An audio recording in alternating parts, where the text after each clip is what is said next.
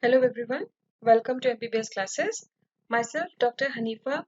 Today in this video I'll be talking on the third and the last part of the anatomy of deep neck spaces, and with this third part we'll be completing the class on anatomy of deep neck spaces.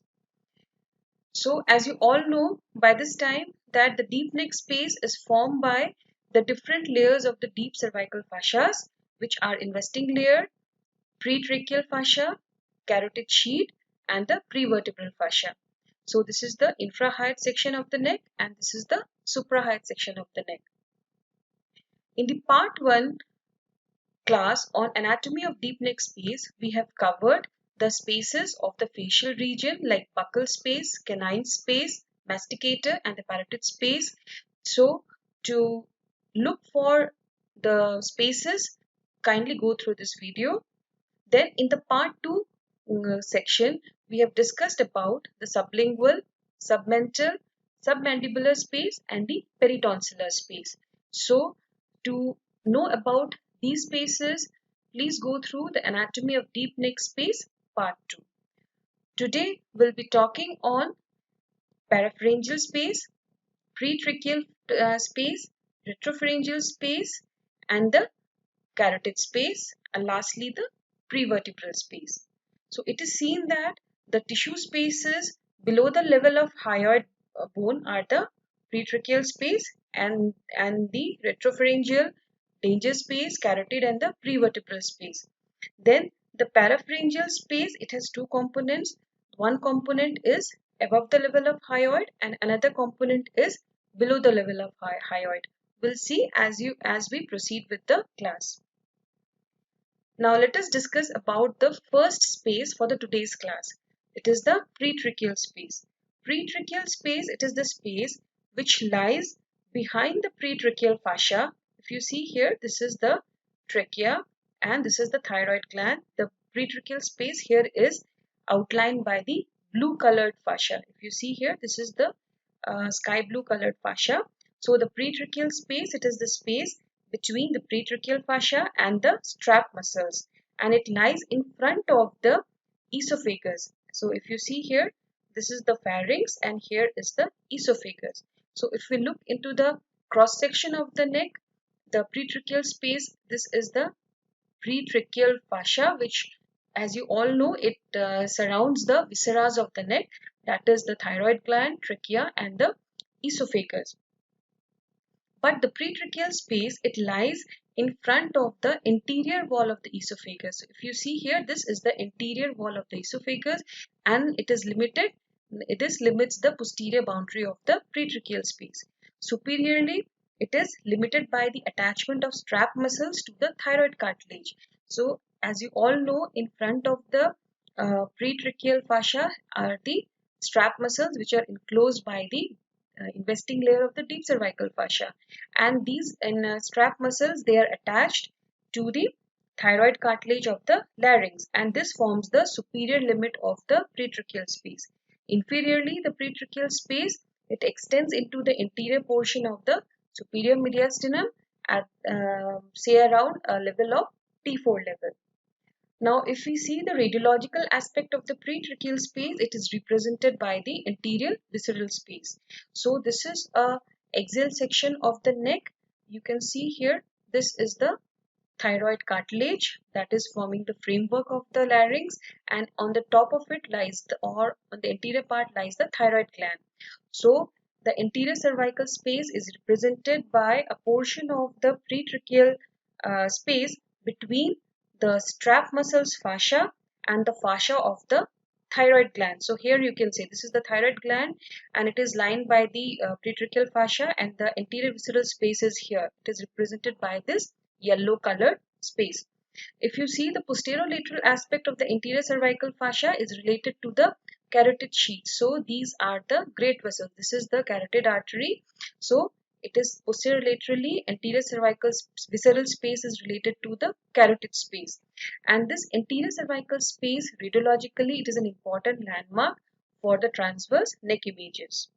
So the pretracheal space, the sources of the infection, since you know that it is limited by the anterior wall of the esophagus. So if there is any perforation of the anterior esophageal wall while doing any endoscopic procedures or due to any foreign body of the esophagus or any trauma, then it can lead to the infection of the pretracheal space.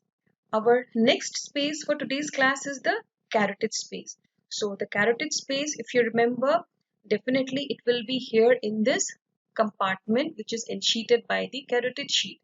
So the carotid sheet is one of the layer of the a deep layer of the cervical fascia, which is contributed by the investing layer, pretracheal fascia, and the prevertebral fascia. So the carotid space, it is a potential space around the great vessels of the neck, which is enclosed by the carotid sheet. And what is this carotid sheet? Carotid sheet is a layer of loose connective tissue which is contributed by the three fascias.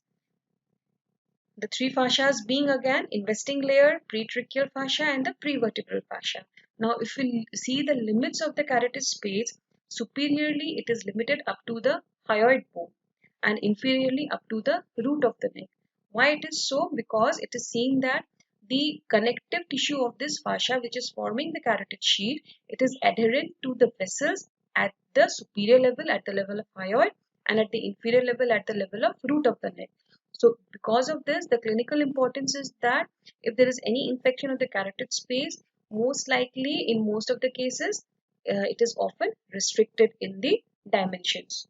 So the contents of the carotid space are carotid artery, internal jugular vein, vagus nerve, it contains lymph nodes, and the cervical sympathetic trunk. So if you see here, this is the longitudinal section. Here you can see the arrangement of the vessels, the common carotid artery, internal jugular vein, and the vagus nerve. It lies posterior to the great vessels.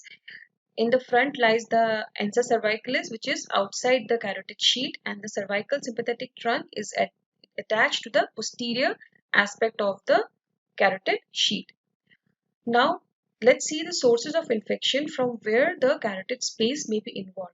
Now, if we see the radiological image of the different neck spaces, let me tell you that this red colored is the carotid space. So if you see here, this is the pharynx, this is the mandible. If you see here, the muscle which is outside the mandible is the masseter, and which is medially is the pterygoid muscle. So we have seen that this is the area of the masticator space. Now next comes the carotid space. This is the carotid space radiologically. Here you can see this is the carotid artery and this is the internal jugular vein. So, and if you see, it is related to one space anteriorly lies the parapharyngeal space. So if there is any infection of the parapharyngeal space, then the extension from the parapharyngeal space can lead to the involvement of infection of carotid space also. Now, it can also occur in cases of people or the patients who have the history of intravenous drug abuse. Then if there is any sepsis due to the repeated intravenous drug abuse, it can lead to infection of the carotid space. Then it can also be involved when there is an extension of the lateral sinus thrombosis, which again involves the internal jugular vein. So this is how the infection of the carotid space can occur. Now, another space of the neck area is the retropharyngeal space.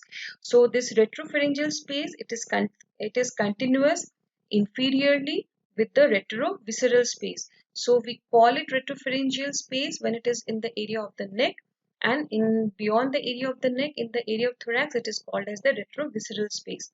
So the retropharyngeal space, it is a potential space between the posterior aspect of the pharynx, which is covered by the buccopharyngeal fascia, and the alar layer of the prevertebral fascia. So now again, let's see this diagram, sagittal section. So this is the trachea, this is the esophagus. So if you remember, the pretracheal fascia, it encloses the trachea and the esophagus, and the posterior aspect of the pretracheal fascia is known as the buccopharyngeal fascia, which is represented here by the blue line. And if you remember from the class on the anatomy of cervical fascia, this buccopharyngeal fascia, it extends from the base of the skull. So this is blue colored is the buccopharyngeal fascia. Then again, the prevertebral fascia, which encloses the vertebra and the prevertebral muscle, again it is attached to the base of the skull, and in the midline sometimes the prevertebral fascia, it divides into two layers. Anterior layer is called as the alar fascia and the posterior layer is called the prevertebral layer of the prevertebral fascia. So the retropharyngeal space is the space between this buccopharyngeal fascia and the alar fascia. Again, definitely if you see the extensions, it extends from the base of the skull to the level of T4. What happens at the level of T4? This buccopharyngeal fascia and the alar fascia, they fuses together. So radiologically, to know about the sites of the fusion of the buccopharyngeal and alar fascia is first is the level of T4 level, and also it corresponds with the site of bifurcation of trachea. The contents of the retropharyngeal fascia, it contains retropharyngeal lymphatics and the nodes. If we see the communication of the retropharyngeal space, it communicates laterally with the parapharyngeal space where it abuts the carotid sheath we have seen in the axial section. So this is the area of the retropharyngeal space. So laterally it communicates with the parapharyngeal space. So if you see here, this is the cervical vertebra, and here you can see a blackish color line. This is the fat plane between the pharynx and the vertebra, and the retropharyngeal space, it is the space behind the pharynx. So this yellow colored is the retropharyngeal space. This retropharyngeal space is again subdivided into two lateral compartments. These lateral compartments are called the space of Gillette. This division is by a midline fibrous raphe. So how this midline raphe is formed? It is formed due to the fusion of the prevertebral fascia and the buccopharyngeal fascia. So always remember, in the midline area, if you see here, the prevertebral fascia and the buccopharyngeal fascia, they unite and they divide the retropharyngeal space into two compartments. Now, since the retropharyngeal space, the content is mainly the lymphatics and the nodes. So, the infection of the retropharyngeal space, most commonly it occurs from the areas which drain into the retropharyngeal nodes. So, it may be involved from the infection of the nose and the paranasal sinuses due to infection of the pharynx, or if there is any foreign body ingestion and which leads to the pharyngeal trauma. So if there is any mucosal breach, it can also involve the retropharyngeal space. Now let's come to the prevertebral space. Before that, let me just repeat again. The prevertebral fascia, it is prominent in front of the vertebral column and it splits into two layers. We have seen the alar layer and the prevertebral layer of the fascia. So there is one space is the danger space. So what is danger space? It is the space between the two layers of the prevertebral fascia. It is called danger space because it is a potential space for the spread of infection to the posterior mediastinum. So the retropharyngeal space, we have seen that it extends to the superior mediastinum, whereas remember the prevertebral space, it extends into the posterior mediastinum. Then if we trace the prevertebral fascia, we will see that it is thick at the midline, whereas as it goes laterally it becomes thin. And if we see the attachment, again superiorly it is attached to the skull base, inferiorly it extends up to the posterior mediastinum, and anteriorly it is separated from the pharynx by the buccopharyngeal fascia. This is the buccopharyngeal fascia which is lining the posterior aspect of the esophagus by the retropharyngeal space. So the prevertebral space, in front of prevertebral space, anteriorly lies the retropharyngeal space. And what happens clinically, the infection of the danger space and the retropharyngeal space, the danger space and the retropharyngeal space, they are often considered together because it is very difficult to differentiate them radiologically also. So we must know the relation of the prevertebral space. So the prevertebral space, laterally it is related to the transverse process of the vertebra, anteriorly to the retropharyngeal space. And it is seen that the infection of the prevertebral space, it follows following any infections of the vertebral bodies. The clinical manifestation of infections of the prevertebral space and the retropharyngeal space, they mimic each other. But there are certain points which may help you in differentiating between these two. So clinically it can be differentiated.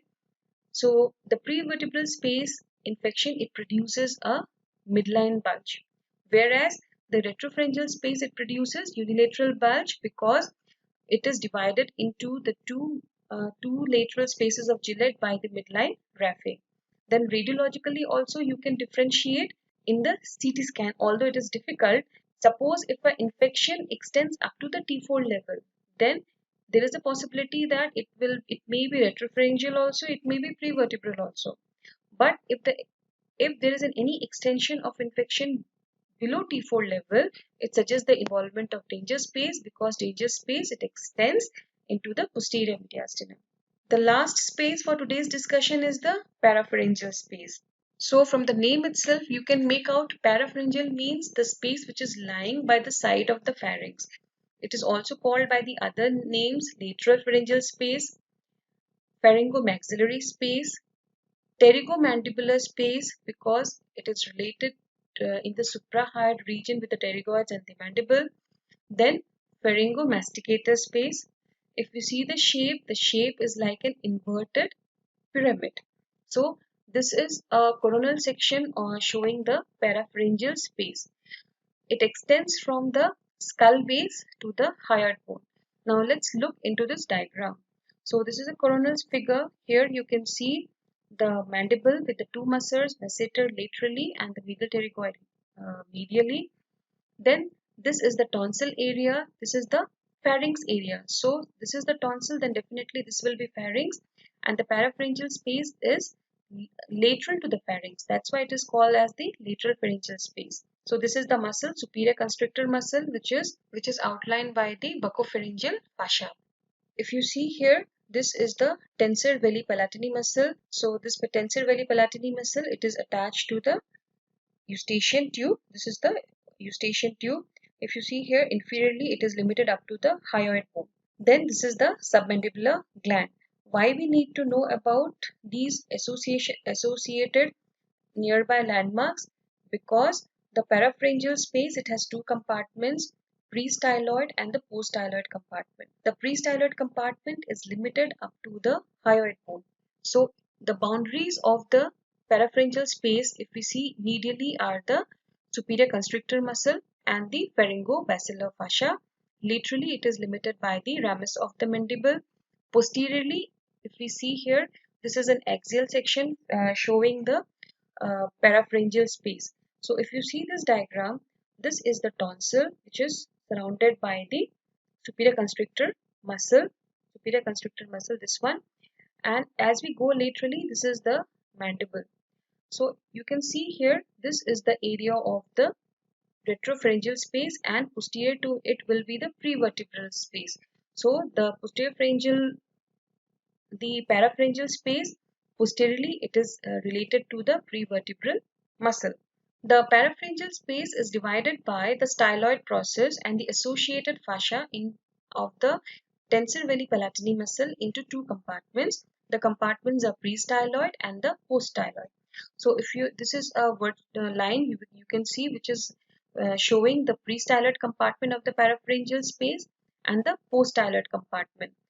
So the prestyloid compartment is the anterolateral, which ends at the level of hyoid bone, whereas the poststyloid compartment, it is the posteromedial compartment. It continues inferiorly in the neck.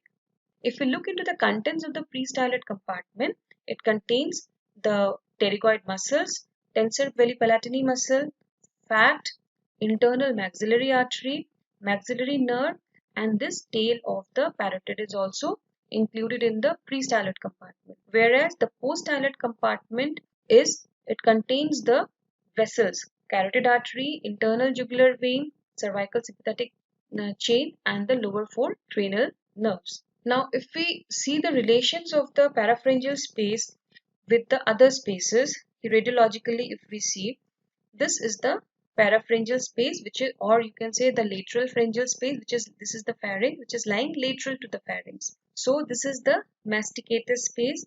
Posteriorly, it is related to the carotid space. Here you can see this is the retropharyngeal space, and this is the prevertebral space. So this is the prevertebral space. Now, if we look into the schematic diagram, so if you see here, the parapharyngeal space is related laterally to the masticator space. So if you see, this is the parapharyngeal space, it is related laterally to the masticator space. Here lies the parotid gland, so the parapharyngeal space is also related to the parotid space also. Then this space which is medial to the parapharyngeal space, radiologically this area is the pharyngeal mucosal space. This is the carotid space. So the parapharyngeal space is also related medially to the carotid space also. So we have to know about these neck spaces. It is clinically very much important because any form of cellulitis of these deep neck spaces are potentially serious, as it can cause an airway compromise. So if you see here, it is related to the airway, and airway compromise is a dangerous sequelae due to the narrowing resulting from the inflammation and the edema. With this, I come to an end of this video. Thank you for watching this video.